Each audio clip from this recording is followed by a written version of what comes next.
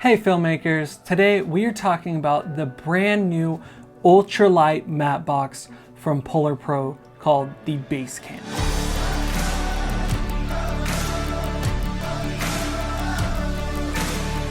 This is a brand new matte box from PolarPro that they've been working on for 2 years, and it is an awesome feat of engineering.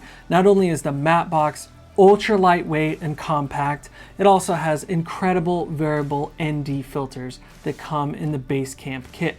So I want to break down everything that comes in the box and how you get this all put together, because it is seriously one of the coolest things I've ever used. So let's take a quick look at the box. Just an honorable mention, the packaging and design work on this thing is incredible. PolarPro did a beautiful job bringing it all together. I love this design on the outside, and the box is actually magnetic, which I just think is such a cool little bit to add into there. So I'm gonna break the whole thing down now and then put it back together piece by piece so you can see how easy it is to build this and what all comes in the box. Okay, so step one in getting this built out is figuring out what the front millimeter thread size is for the lens that you're going to be attaching this to. Now, they do have an adapter for putting the matte box onto standard 15mm rods, but for our purposes today, we're going to mount it directly to the lens. So I know that this is a 77mm front thread size, so I'm going to grab the 77mm thread clamp that actually comes in the box. Now, if your lens is not the same as this, like the standard Ronin front millimeter size, they actually include an entire box of clamps in the kit. So there's probably one in here that's going to fit onto your lens, and I'll put down in the description all the different millimeter thread sizes. So we're gonna thread this right onto the front. Now let's grab the actual matte box. So the whole thing comes with this really cool padded carrying case, and I love that the entire thing can fit into here with the filters. That was a great way so that you can throw this into a Pelican or a backpack. I love that PolarPro included this. So let's grab the mount box now. So the first part that we need is actually what they call the core. It has a really nice solid metal build to it, so nothing is wiggling on it. It feels super solid, not cheap at all, like anything's going to break. It's super high quality. So this is what everything builds off of. Now the next thing we need is actually the circular polarizer. And that comes in a really nice padded protective case of its own as well, which I absolutely love. So we'll grab this. And for those of you that don't understand how a variable ND filter works, it's basically two polarizers, and when you spin one of them, the glass will darken or brighten if you spin it the other way. So it's a great way to block light. This is different from a standard solid ND filter that can't change in the amount of stops. It's just one stop, whatever it is that you throw in. Having the variable ND filter is just perfect for dialing in your exposure just right and not having to worry about a bunch of solid state ones. This has some text on it. It says Basecamp CP for circular polarizer, and that actually needs to face up and face you when you're putting it into the core. So there's a little lip right here that you're going to drop it behind with the text facing you, and then hold this little gold button out so it'll drop right into place, and then release it and it's locked into place. So super easy to do, and this little gold ring on the top actually allows the circular polarizer to spin. So the next thing we need to do is actually get this clamped directly onto the front of the lens. So you just line it up so it's nice and straight, and then tighten this little gold knob. And just like that, it's already in place and we're almost ready to go. Now let's get the other filter dropped in, and it of course comes in a really nice padded protective case as well. So check this filter out. This thing is absolutely incredible.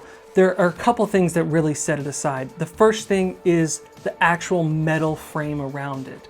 It's super protective and keeps the glass from shattering. And then on the top, you have this nice little handle for pulling it in and out quickly. So I absolutely love that. It's a fantastic design. Now, let's look at that in contrast to a more standard 4x4 filter, whereas it's just a piece of glass and it's not protected in any way. So I'm super scared of dropping this or hitting an edge on it and just shattering my ND filter. Also, you can see that by the way that I'm handling it, I'm already getting fingerprints all over it.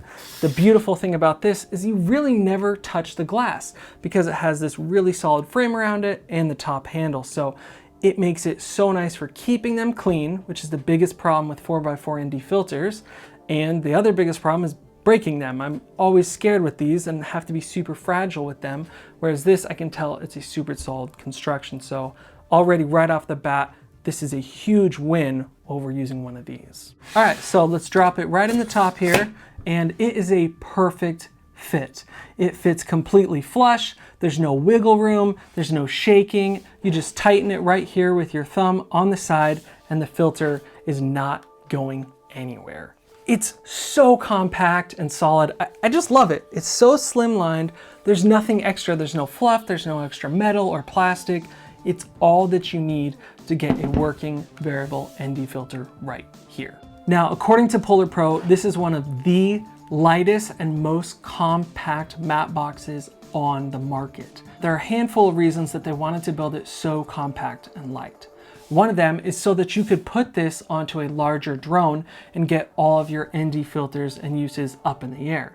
The other reason, and it's my favorite reason, is so that you could actually put this onto a gimbal. Now, I've mounted this onto the Ronin S. You could use it on the Zion Crane or the Feotech AK4000, and it handles it completely fine because it's just so light and small. You cannot do this with a normal, larger ND filter and matte box system.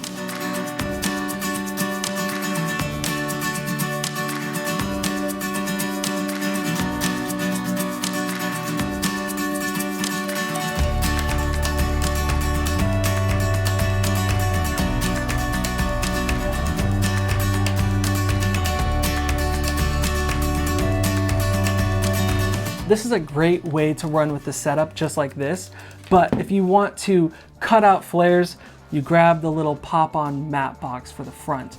And this is so easy to get on. It just clips on from the left and the right into place.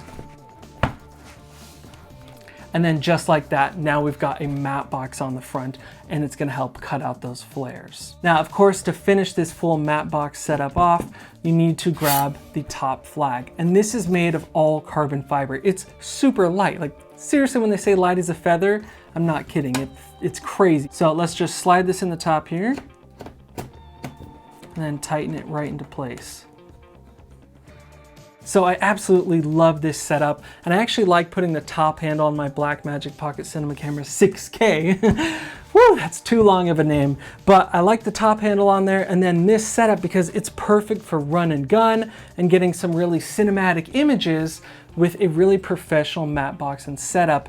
Now, of course, I could put this onto an entire 15mm rod setup and add a V-mount battery and everything like that, but the advantage of this is that it is just so light and small that I can use it on a setup like this and it works fantastically. So with the polarizing filters, you can cut out 2 stops of light all the way up to 5. Now, there's no markings on it or hard stops or anything like that, but it's pretty easy to see when you've reached the top of the amount of ND that it can apply. So pretty much it's gonna get really dark, and then you'll see that it starts to cross polarize when everything starts to go really heavily blue. Once it starts to really color shift like that, you know you've reached cross polarization. So just dial it back a hair, and then you're at the max amount of ND for this variable ND.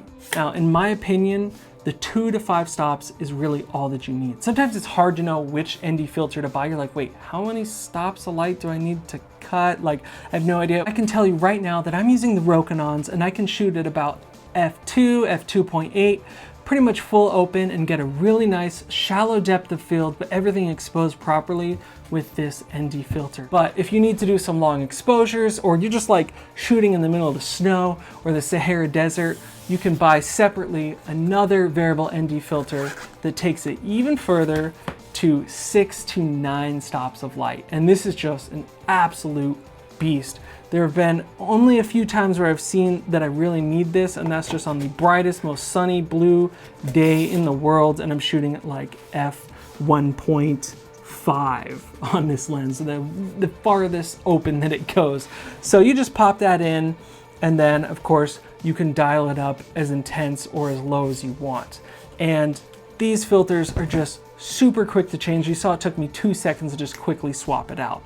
Now, the beautiful thing about them is that on the top, it actually says which ND filter it is. So it's written 2 to 5 stops, 6 to 9 stops. And that's awesome because you don't have to take the ND filter out to know how much ND you have applied. The technology and engineering that is being used in this glass is the highest grade, and it's absolutely incredible. Now, if you're familiar with the new Peter McKinnon variable ND filters, this is using the same technology as that. So it's very well done. You're not gonna get any weird X's or crazy color shifts or anything like that when you're using these NDs, and you're also not gonna get vignetting around the edges. Now, that's totally different than the experience you're gonna get with using the Tiffen variable ND filters. So these are some of the most popular ones out there in the market today. But there are a couple problems with using a filter like this. One is once you go fully up to the most amount you can go, you're gonna get that terrible X mark on your screen, and that's just completely unusable. The other thing is that it adds a lot of vignetting because this glass only covers the full amount of my lens. So that means that around those edges, you're getting some vignetting. Whereas you can see with this glass, it's huge. So my lens is only this big inside of there, so it's shooting through the middle part. And I'm not gonna get any vignetting like you could get around the edges. So it actually creates a really clean image. Also, there's a little bit of color cast I've noticed when using the Tiffen filters, whereas with the PolarPro, I haven't actually noticed any color cast at all. Now, PolarPro, when I talked to the engineers there, they did say that it does add a slight amount of warmth to it. So when you're setting your white balance in camera, just pop the filters in and then set your custom white balance to make sure that white looks white, because it adds a tiny bit of warmth. I really haven't noticed it myself, but that's what the engineers say, and they're definitely smarter than me. Now I'm gonna show you what this matte box looks like side by side with another matte box that is a little bit more standard of what you'll see on the market today. So this one is from Foca, and you can already tell it is much larger, it's thicker, and I'll tell you what, it is much, much heavier. So a key feature of something like this is that it's a swing away matte box. So when you need to change lenses, you pull the lever, and then you can actually just swing this forward, which is nice to have, and I'll tell you, it does make changing the lenses a lot quicker and more easy, but it adds just a ton of bulk and weight.